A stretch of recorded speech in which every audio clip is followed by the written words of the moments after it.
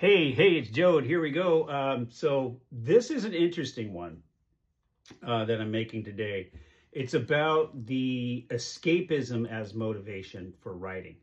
Um, so one of the weirdest things about writing is that sometimes you don't write because you're disciplined or you have your office hours or you're following a set routine. You write because you cannot wait to escape back into that world you've created. It almost is, you just wind up, you miss being there. You miss characters. You're anxious to see what they're going to do next. Um, I talk about character driven narratives and my outlining. Sometimes, even when I stick to my outline, my characters want to do certain things, and that's all being created by you. So, this is a very satisfying internal grounding, basically, so to speak.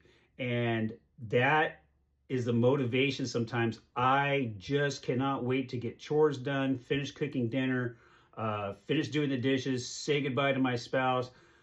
She's going to go downstairs and do her things, and I'm going to report to the office, and I might disappear for a long time because I cannot wait to get back into the world. I was having this discussion with one of my sons recently about how much I was looking forward to escaping this real world to go back into that fantasy land that I'm creating. It's back to certain characters or a little township that you've created.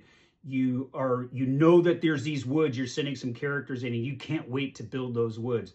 That log that they're going to sit on, the moss covered trees, the light shining through the forest canopy, slight rustling, the sounds, the sights, the smells, the little trails, all that stuff, all that is coming from you, and it's a creation of your mind and your experiences and psyche and longings. And sometimes you go to uncomfortable places besides the comfort and the things that you love.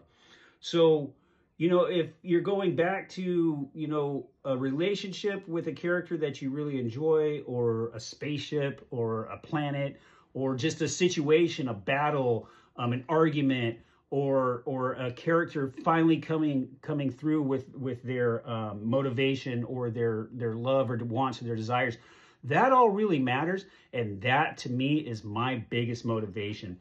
It's not always ambition, and it's not always like dedication or driven, I've got to get this done. Sometimes it just basically almost amounts to homesickness. You want to know what happens next. You want to know where these characters are going next.